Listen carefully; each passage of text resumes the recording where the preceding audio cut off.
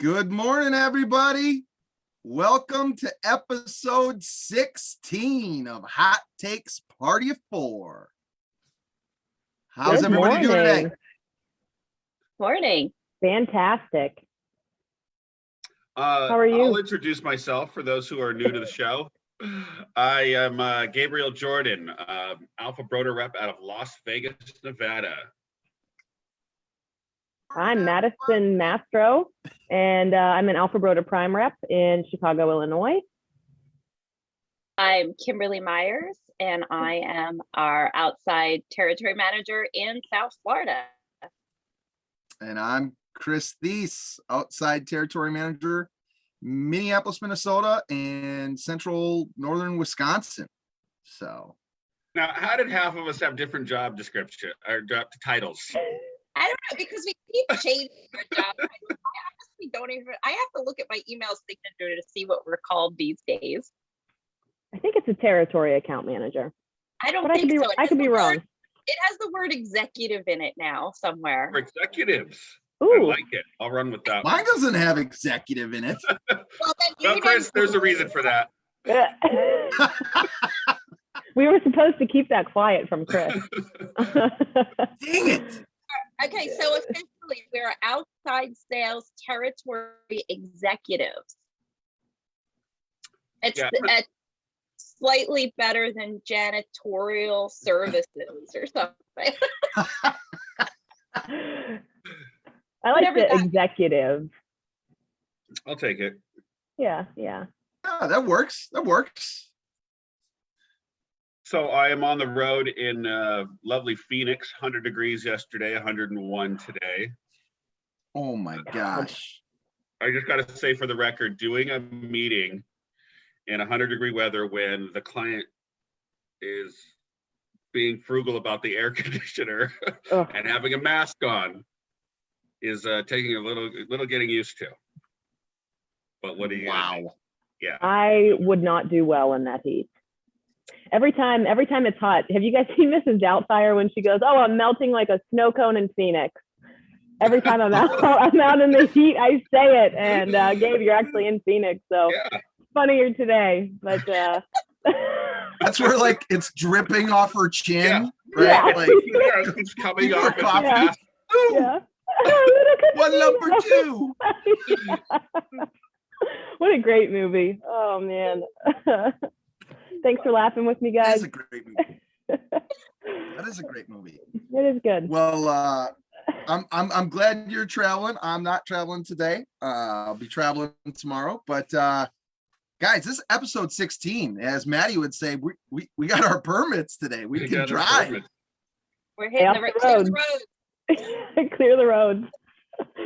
Yeah, look out.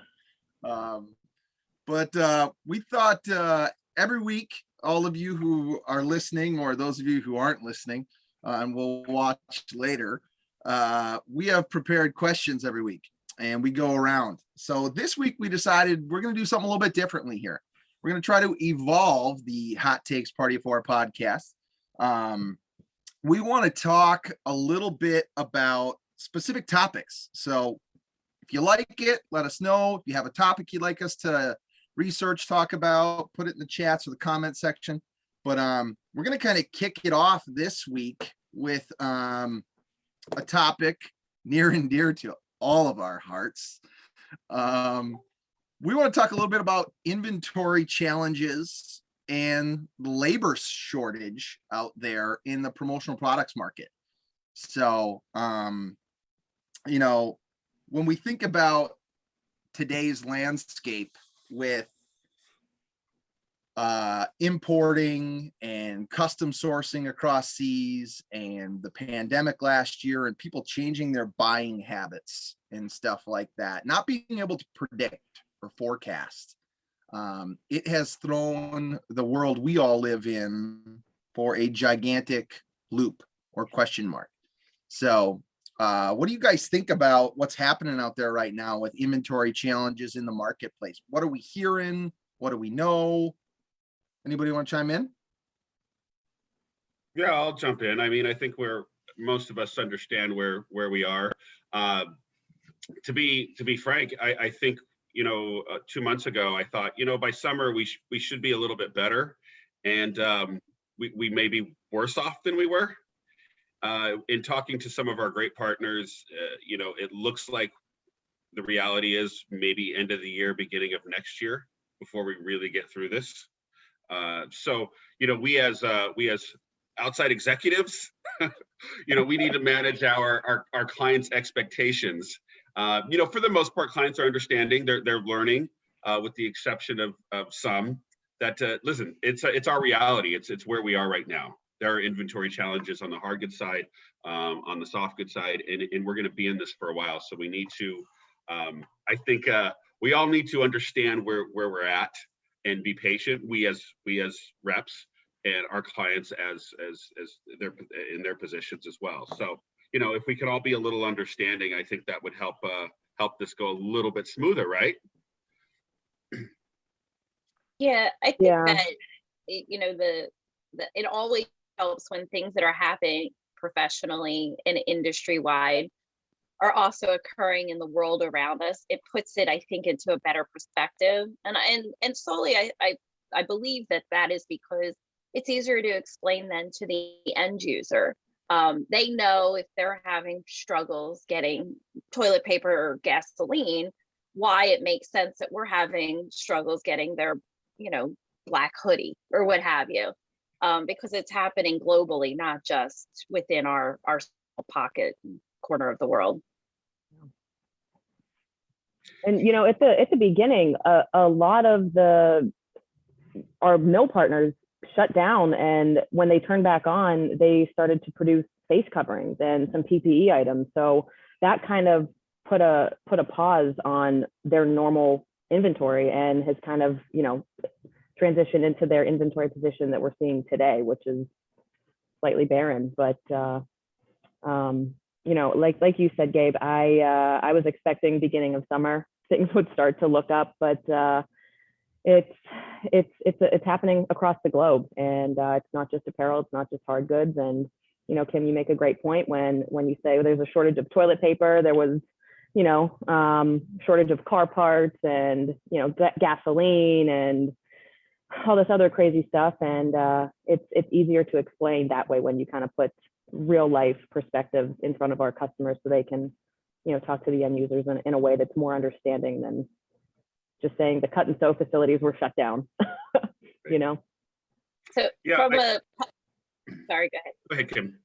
I was going to throw out a little bit of a fun question on the subject, but you go with your idea. So I do think over the last month or so, end users understand where we are.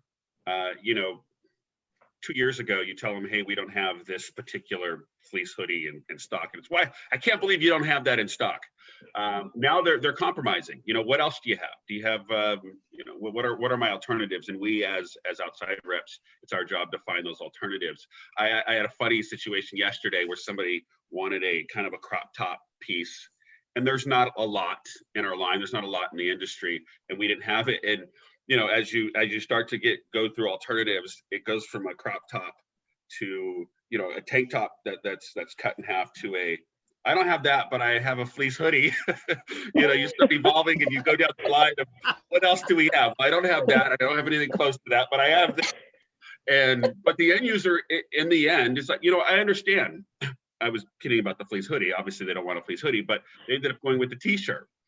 Because they understand that that's what I can get right now. And that does make it a lot easier for all of us as an organization, us as individuals, when the end user does understand and they don't start throwing a fit because we don't have something in stock, because we're in the factory sewing the product and intentionally not, not sewing fast enough. So sorry, Kim, go ahead. You had a question. No, I mean, I equate it to the way that things seem to go in my life. Like, it's never one thing that goes wrong. It's always like a snowball of a billion things. So same is true with the situation with the supply chain. It's not just the pandemic. It wasn't just, storms that came through, and affected plants like Gildan.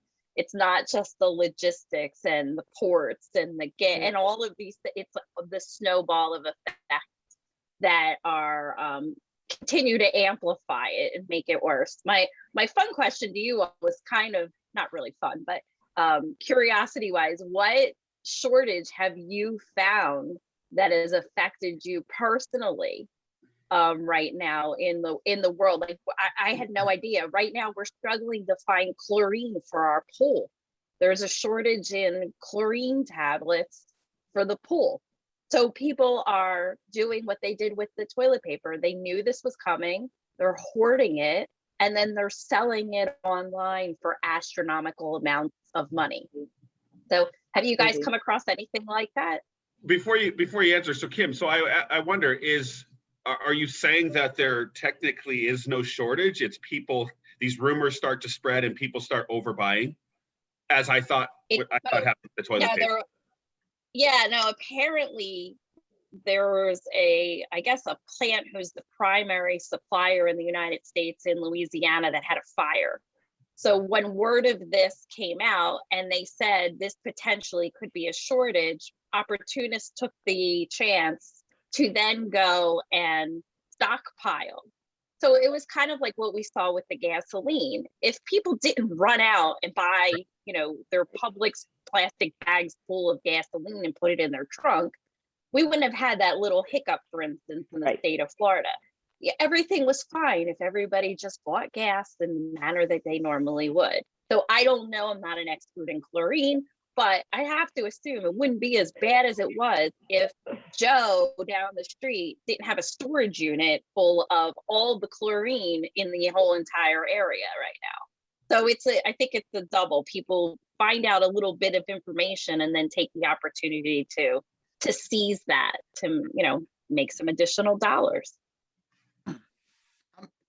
I would agree, Kim. I think you're definitely right there. There's those, some people would call them opportunists. I would call them a pain in my butt. Greedy. Yeah, greedy. Yeah. But those people who are like, oh, I see it, like I'm gonna get ahead of it and I'll sell it and make some money on it. It doesn't help anybody. But at the same time, like like you're talking about with shortages, I was thinking the same thing. And I try to put that in perspective with customers when they say, well, I can't believe we can't find a black G500 in a size 4XL. Like it's been so hard. And I'm like, well, think about it. Remember when you couldn't find canned corn on the shelf at Target, 3 months ago, or tomato soup or cream of mushroom soup, or like there's shortages in every aspect of our life. We were looking for a new mattress recently and sold out, like at Costco, because they couldn't get any more. They couldn't make enough. The demand wasn't there. You're seeing car sales dip because they don't have computer chips to put in vehicles at the plants to finish production. You're seeing used car sales skyrocket.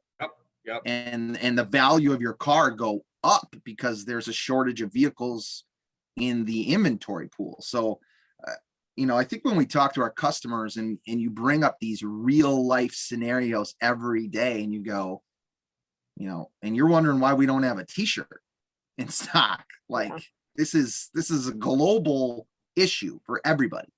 They're much more understanding. And I think that's probably the most interesting thing to me is 2 years ago, to Gabe's point earlier, oh my goodness, if you didn't have it, like the world was ending. Yeah. And now you're seeing customers start to go, oh, okay, I get it. Thanks for explaining. I'm understanding now, and I'll take whatever you have. I'll take a fruit, I'll take a jersey, Isabella, next level, whatever you have in stock, I can get them to switch to. So I just think it's interesting. I think it goes back to the point of like not only the pandemic, but just the situation we're in now has caused everybody to slow down and, kind of take inventory, pun intended there, on our lives and what's important. So, I don't think we're out of it. I think, Kim, you and I talked on the podcast, like, I got to say 6 episodes ago when we talked about the outlook, I think. And I'm pretty sure you and I were the only ones that said, I think the summer might be a little tough. I remember that conversation. I do too. Just Yeah, I remember it well. Maddie and I chose to be optimistic. Yeah. Kim and I got this crystal ball. Optimistic, also realistic. I don't ever I never want to be pessimistic about anything. But you know, I guess I always think if you prepare for the worst, then you won't be as disappointed. It's If fair. you don't expect too much, then you won't be let down. So yeah, I think that it's interesting. And I think that the shortage too stretches not only in product, but to service as well. Like I had to Yeah. rent a car and again, if you're not really in tune to all the different facets and it doesn't affect your life, you're not paying attention. Who knew that like rental car companies were now in a position where they don't have enough inventory because they started selling all their used cars off. So now their inventory, you know, to me, that's a service, a rental car, not a product so much. But you know, it really does stretch from all different kinds of areas of product and service. So switching gears into service. Sorry, is that this week? Yeah, I was giving you the. Okay, but I didn't know if that was so service is a listen, they fall in line. They're related in a way, but service, manpower, woman power, both powers, is a huge problem. And we all know the what did we hear just a couple days ago on one of our calls, right? McDonald's was paying folks $50 just to come on the interview. You didn't have to accept the job, just come in, we'll give you $50. And that's obviously that's just McDonald's, but that rings true throughout the nation with all sorts of services and companies trying to hire, including Alpha Broda, right? We have a manpower shortage, which trickles. I mean, it spirals, right? It just goes from, well, it takes a little bit longer to get an answer here, a little bit longer to get product out, and you know, and it creates this backlog. And I think most companies in America and perhaps in the world are going through this shortage. I mean, I know the government decided to pay folks during the pandemic, which was needed for a lot of folks. And then it just kept extending and extending. And you have folks who said, well, I'm making too much doing nothing. I'm gonna stay home. And listen, I get certain people feeling that way. If I can insert my own personal opinion, my daughters, my 20-year-olds, they work throughout the pandemic and they continue to work. One of them works at a company that said, listen, if you don't feel comfortable coming in, you could stay home and we will still pay you. She continued to go to work. It's just something I instilled in my children, which I appreciate that they listen to me. But listen, it's a problem. It's a problem right now for everybody. So. And to your point, I've seen some of the craziest, you know, like you were saying, McDonald's was giving you, I saw online, if you went to Applebee's, they were giving people free appetizers to just come on an interview. Mm-hmm. I think, again, those people that are hoarding the chlorine are probably bouncing around on a lot of job interviews lately, collecting some free food. But I mean, I kid, but I look at the balance of some of these things had to happen without getting, you know, too off track and political and by any stretch of the imagination. I mean, some of these things were a catalyst of things that needed to change for people who were, you know, making minimum wage and not being able to survive. So that's part of what kicked in here. But the reality is now we have to course correct so that people get back in the workforce and come back to work. And I feel it from my clients. Themselves are trying to hire and struggling.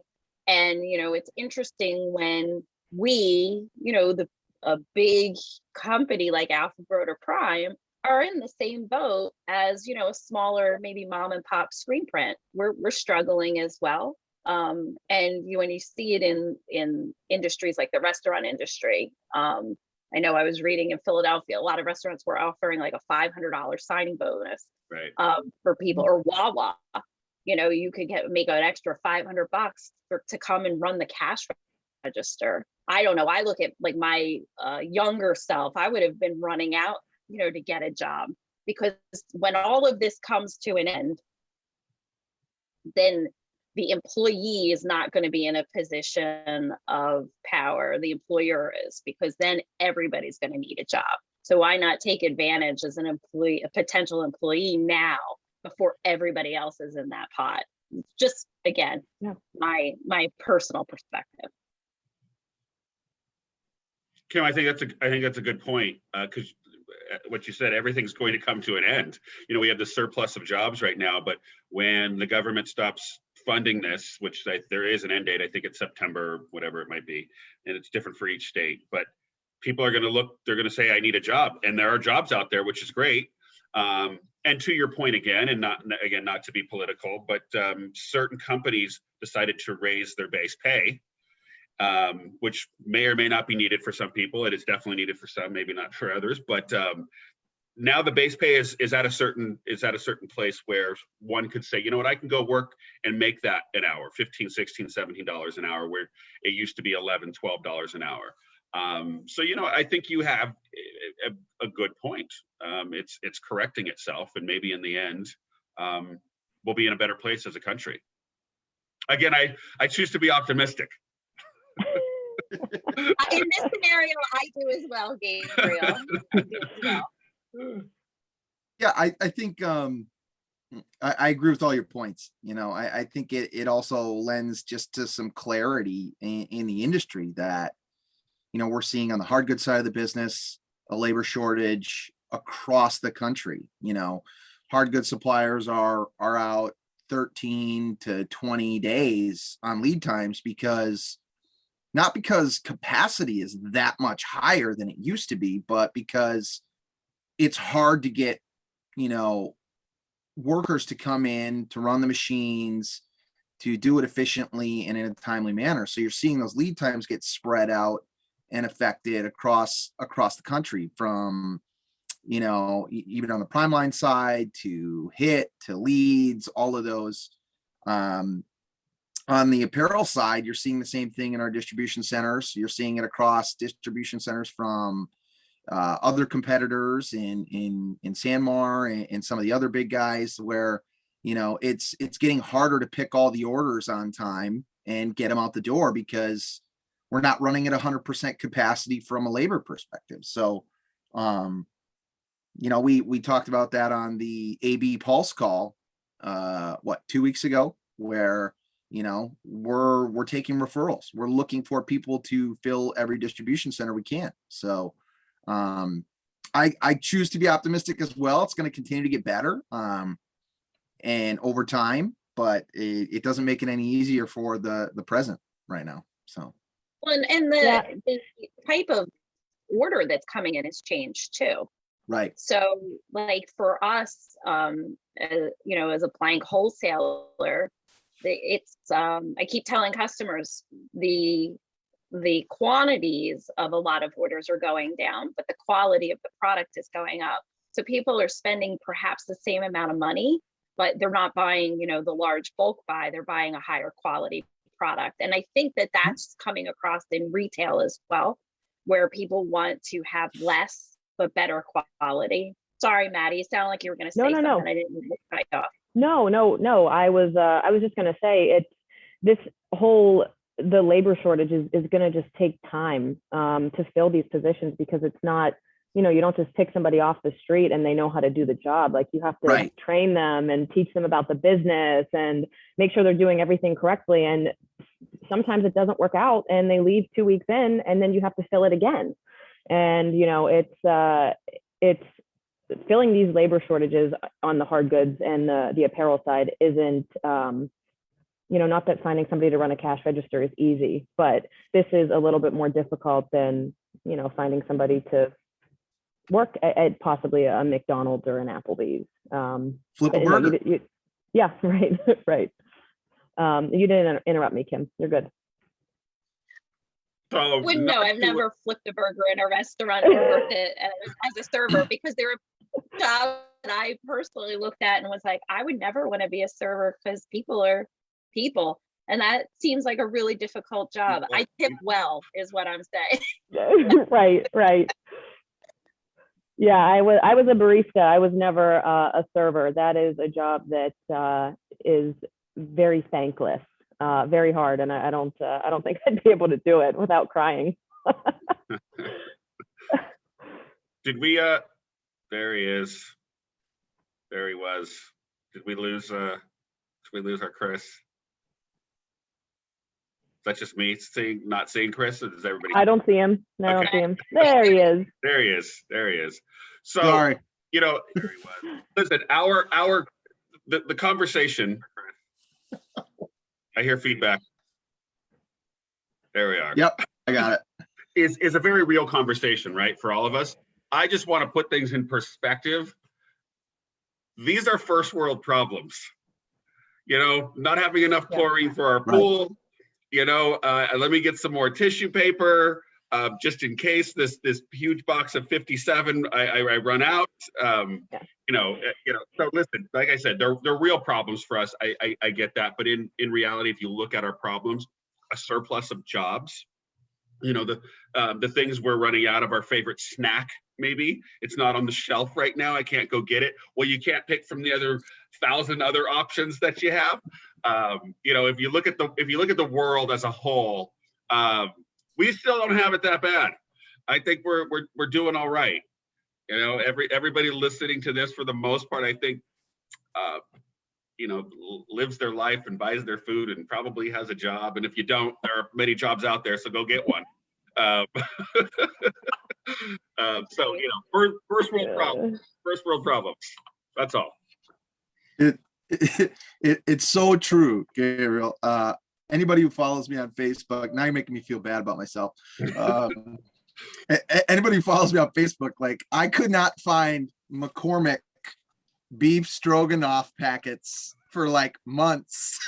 And I was like, what is going on? What are people hoarding beef stroganoff packets? No, there was just a shortage. Like, no, listen. So that goes back to my question. I wanted to know the funny things that you came across in the last whatever. There you go. that was for me, but it was like, I mean, it's a seasoning packet. Really? Chris, I'm getting you and my Tom together because I think the two of you have the same diet. You both love the same thing. Oh God. I there were no shortages that really impacted me. I used half ply toilet paper for about 6 rolls, and that was the extent of, you know, any shortage that really impacted me. But question: does that mean that you took a 2-ply and like pulled it apart? No. I mean, it was as thin as half ply toilet paper. Like, if you can imagine what half ply toilet paper is, you could see through it. It was. Well, to the point that you have to use twice as much anyway, so it's the same thing. Right. It was from the Ace Hardware right across the street, and I think it What did you say? Kim? I said, when you're buying your toilet paper at Ace, you know, things about times were hard. The CVS didn't have it. I had to go get because nobody knew Ace carried toilet paper. They did. I think they still do. And I found sanitizer there. Yeah. When we needed big it. jugs. Yeah. Yep. Why are you buying sanitizer? What? Didn't Early Brian when hey, boxes? we were out early in the year. Early. Fair Now enough. I've got all these little things showing up in the mail. For anybody listening, we have the best price on sanitizer at primeline.com. Check us out. And we have it in all sizes, all styles. The spray Sani is great. Fits right in your fanny pack. You need a pump. I really do like this tiny little thing. So do I. I love it. Yeah. I brought a few of those with me. Mm-hmm. So we're we're doing good on time here. I think, for anybody listening out there that are customers and stuff like that, like maybe what are some of the reasons outside of the pandemic, that are creating some inventory challenges out there? Just a couple of things, that have been published through ASI Central and news reports and things like that. I mean, cotton increase, over the last 12 months or 10 months has been, about 80%, which is playing a factor with all of the major mills out there, including private label, sourcing, because cotton is in a majority of products, obviously. There's been a poly yarn shortage out there that is still current. That's why you're seeing challenges on heathered colors, in CVC items, as well as, challenges on getting blended polos and 100% poly. I mean, you can see across the country, gas prices are rising. Not for you, Gabriel. Sorry, Mr. Electric. Electric family. Not to interrupt you. Somebody asked my wife the other day, well, you've seen gas prices lately. And my wife goes, no, No. I haven't seen them. So Hey, come spend 5 minutes in Chicago. Your skin will crawl. Yes, it will. Couple other things. I mean, just so everybody's out there and aware, shipping costs from China have skyrocketed from a container perspective. They're up over 300% in the last 12 months, according to multiple sources. So, I mean, all of these things are playing factors into the inventory challenge that we're seeing out there in the industry from everybody. Not to mention the Suez Canal earlier in the year with the stuck ship, whoever was asleep at the wheel. But you look at the Port of Los Angeles, which is you guys might know better than me, but the largest importing port in the United States. There was at one point in time 60 cargo ships in line to get offloaded and resent back with open containers. So all of these things are playing factors in the inventory challenges we are seeing in the industry, in the world. So we just wanted to talk about it a little bit today and, hopefully educate some people out there listening, that, we feel the pain you're feeling. All we can do as outside sales executives, I'm going to add that to my title, is educate, right? Be as transparent as possible. So check those inventory levels, reach out to us. We'll do our best to help facilitate wherever we can and give you good, clear information. So, well and said, we are doing things to help course correct the best that we can. We are bringing in inventory in a different way than we used to speed up the process. Instead of goods going to the mill and then to us, a lot of things are shipping direct to us to get into our distribution centers faster. So we're not just sitting by and waiting. We're trying to find solutions as well. So, well, in addition, some of our great partners are prioritizing Alpha Broder to help us out with inventory and stock us up as soon as possible. So another reason to look toward Alpha Broder for inventory. And we're forecasting further out, right? On many things we used to be just in time or order as is, and now we're looking out 60, 90 days on mill products and goods because we're course correcting, to your point, Kim, where we're looking to ease the pain wherever we can, and so I think it's working. Hang in there, time will tell, and things are continuing to get better, come in quicker. But we just wanted to kind of educate you guys today on the topic, and we've got the PSA, the product spotlight announcement for anybody out there. What are you wearing? What are you wearing? Who are you wearing? Who are you wearing? Who are you wearing? I like that. Who? Sorry, Maddie. Who? Who? No, Oh. Kim said it. I was agreeing with her because it's who are you wearing? Yeah, Who are you? Joan Rivers would be proud. We are wearing today Dry Duck, one of our great retail brand partners out there. Shout out to Tiffany Anderson and the team. These are the new Riley and River packable rain jackets. Oh, I like it. Good post there, Gabriel. Super lightweight, waterproof.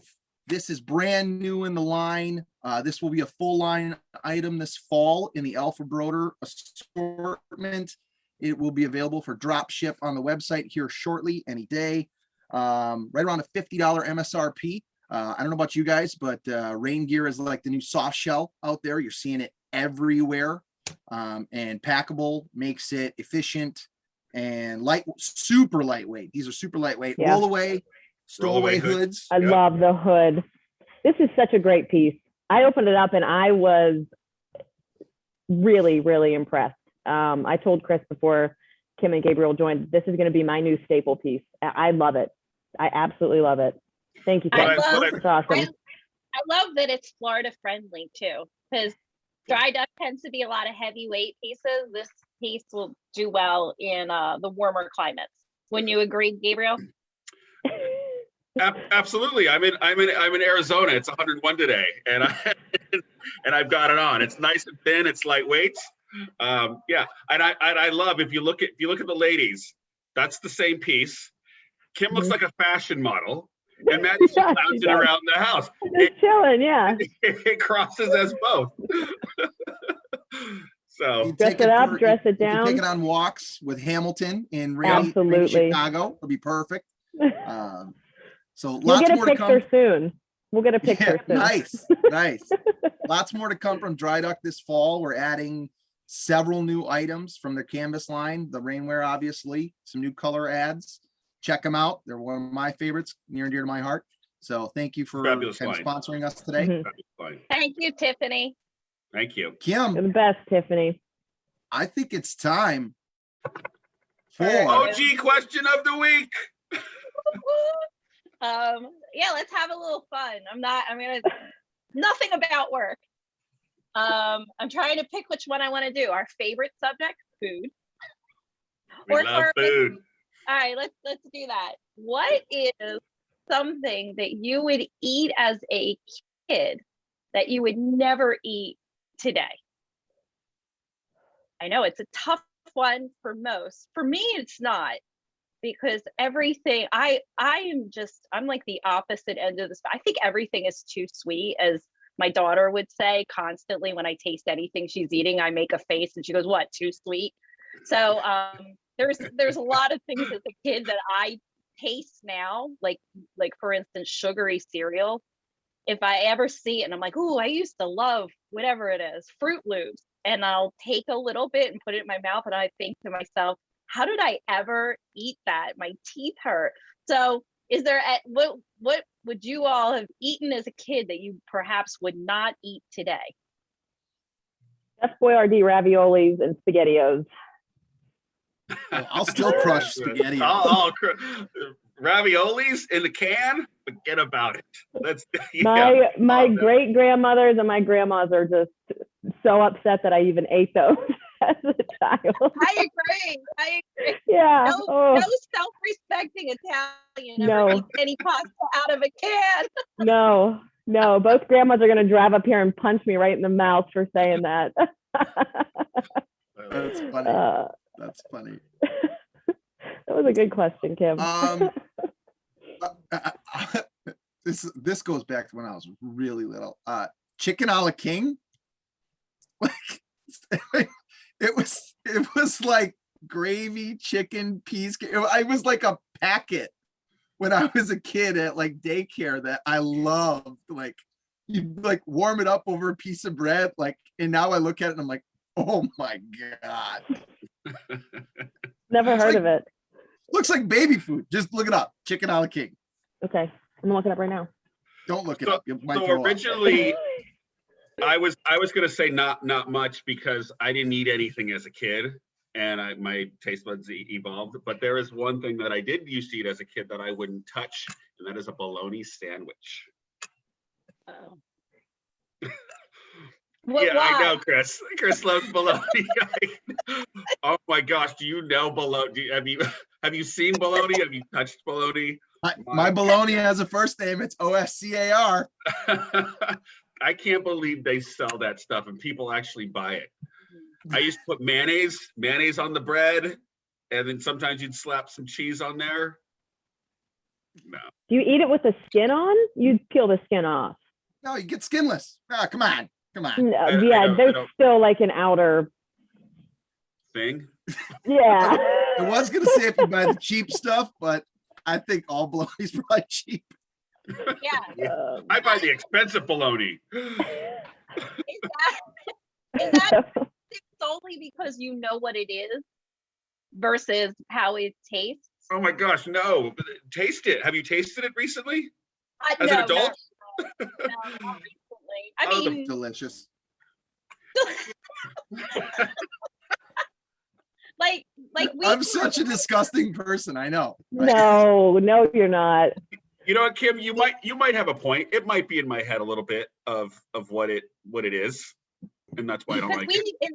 in Philadelphia, the area, Pennsylvania, we grew up eating something called scrapple. And you would I've eat heard it. of Scrapple.